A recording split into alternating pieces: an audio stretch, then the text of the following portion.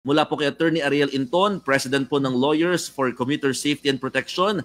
Magandang umaga po, Attorney, at maraming salamat po muli sa inyong pagtanggap ng aming tawag. Magandang umaga po sa inyo. Magandang umaga sa ating mga taga-subaybay. Opo, Attorney, kayo na po mismo magbigay sa amin ng detalye. Ano po ba yung minumungkahi po ninyo na oras po ng number coding dapat?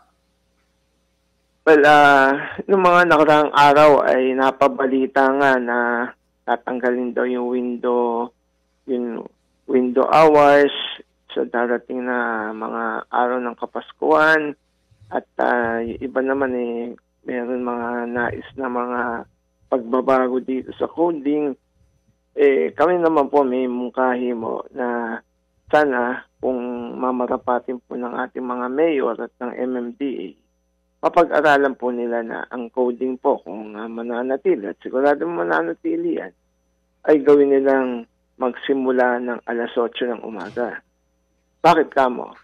Alam niyo po, sa amin pong pagsusuri, ang mga naapektuhan ng coding ay hindi yung mga rich and the powerful na may lima, anim na kotse. Sa kanila, whether may coding o wala, hindi naman sila apektado.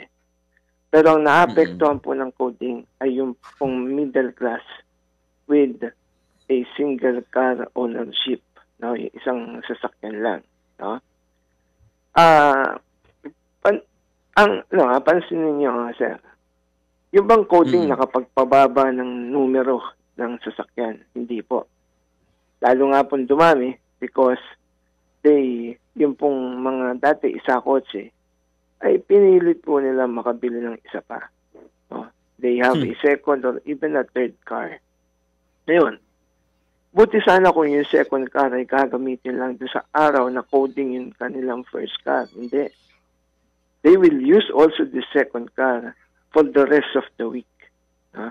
Kaya, imbis na isang sasakyan lang ang tatakbo, ay nadadagdagan ng isa pa. No? Nagiging dalawa. At bakit ganon? Sa amin pong pag-aaral, ang isang pamilya po na may isang sasakyan, no? Halimbawa, minamaneho po ni Mr. Ihahatid po niya ang kanya pong misis at mga anak sa eskwela, misis sa trabaho. Dati, in 1995, kung kailan nagsimula yung coding, kaya po na umalis ka ng bahay ng 6 o'clock or 5:30. Mahatid mo lahat yun. Pero ngayon, hindi na. Why? Dahil sa traffic. So, ang tingin po namin, if gagawin po natin alas 8 ang coding, no, ay hindi kailangan dalawang sasakyan ang aalis ng isang pamilya. Isa na lang. Dahil may hatid niya lahat. No? Paghatid sa eskwela ng mga bata ng 7, usually 7 ang pasok, may isang oras pa siya. Ngayon, pag ang iba sasabihin, di dagdag traffic kayo. Hindi po. Hindi naman lahat ng sasakyan ay dumadaan sa EDSA or yung mga kasabihin natin major thoroughfares. There are also car owners na dadaan sa mga minor roads kung saan hindi sila makaka-apekto sa traffic. Kung yung mga yon may isang oras pa, no? Using minor roads or even a portion of the major roads, no? Sa halimbawa, ikaw ay from Quezon City ka, ang anak mo ay sa Lasal, no? Kakayanin mo yun with 1 hour, no? Ngayon, kapag ka nahatid naman yan, whether may coding, may window or none, ay hindi sila apektado. Why? Because yung sasakyan nila nakapark na.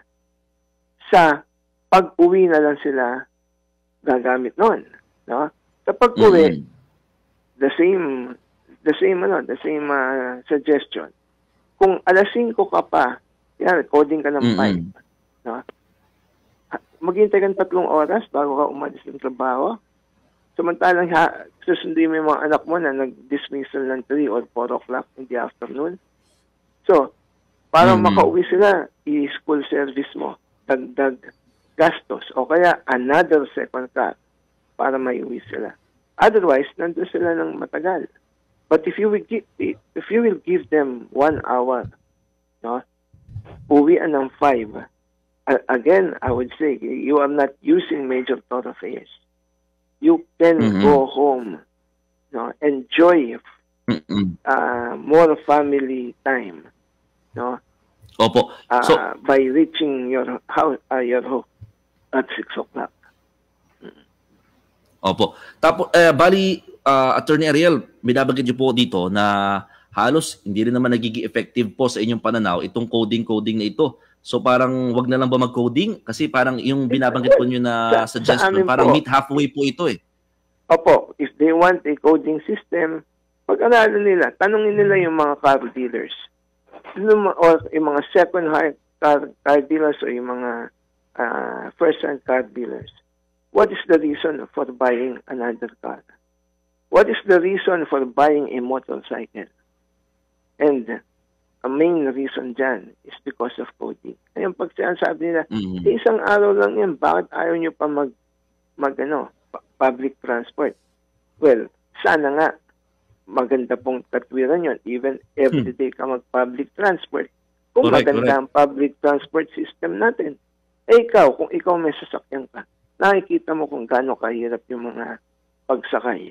Even if you will, even if one day lang mag-public transport yung mga anak mo, would you think na gustuhin mo yan? Samantalang, that will add burden the family. But if you will add 1 hour during the rush hour, no, mas makakabawas po na sasakyan yan. At mas makakabawas ng gastos sa mga sa pamilya po na middle class. Kasi, alam niyo, yung mga mayayaman, the rich and the powerful, no? Whether there is coding or non-coding, they have a fleet of vehicles. They will not be affected by the coding system. Kaya sana sa ating pong mga Metro Mayors, MMDA Chairman at iba pa po natin mga inaaral po yan, let us not focus much on the number of vehicles on the road. Kapag po tayo yan, nag-isip po tayo ng polisiya dyan. Isipin rin natin yung impact, no, economic impact dun sa tatamaan.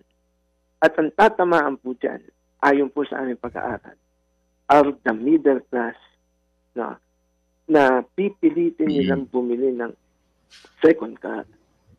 Or, again, yung bibili sila ng motor.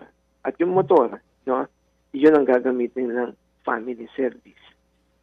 O, kapag meron na silang second car, no, wag natin tingnan na yung second car gagamitin lang during the coding day of the first car. No? Dahil na may second car, you will also have a second driver in the family.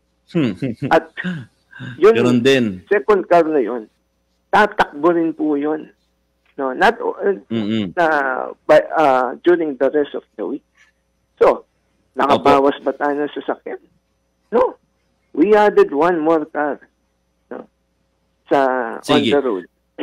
Pero if we adjust the rush hour, giving them 1 more hour. Kasi ganun, in 1995, kaya ginawa nilang alas 7.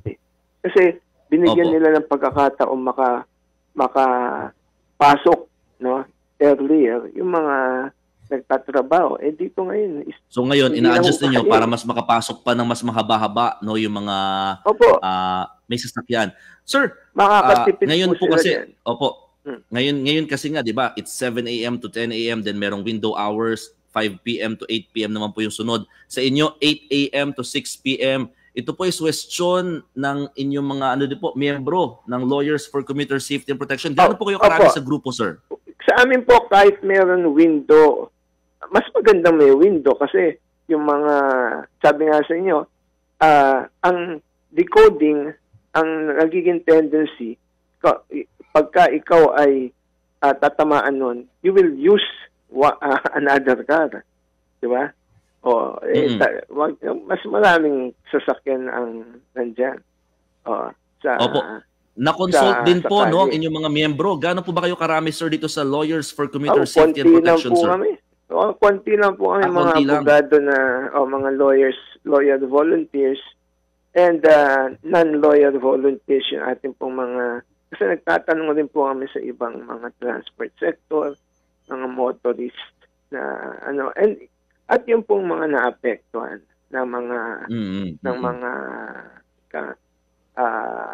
ng mga polisiya, because the Lawyers for Community Safety and Protection naman kami po, aside from giving free legal service sa mga apektado sa lansangan ng mga commuters o mga transport, nag-evolve na rin po kami in such a way na nakukonsulta rin po kami ng Kongreso, ng mga local officials pagdating po sa transport policy. That's good to know. Maraming salamat po sa inyong oras, attorney. Opo, abangan po natin yung mga development dito. Opo, sana po mapag-aralan yun dahil makakatulong po yun sa mga middle class. O dahil lalo na yung mga kaya naman nila na in short distances everyday yung kanilang tinatakbo, kakayanin po nila yon. Mas makakatipid po tayo at mas makakabawas po tayo ng sasakyan. As I said, having a second car, it is not being used only dun sa coding day of the first car, but it is being used by a second driver all throughout the week. Oo. Sir, mabilis na lamang. Naimungkahin nyo na po ba yan? Naipasa nyo na po or nasumiti nyo po ba yan sa MMDA? Yung inyong suggestion? O hindi pa? Gagawin po namin para masama nila sa pag-aaralan. We have a Facebook page kasi po na dun po muna namin nilagay. Pinopost. Okay. Opo. Sige po, sir. Maraming salamat po sa inyong oras. Yan po si Attorney Ariel Inton, ang presidente po ng Lawyers for Commuter Safety and Protection.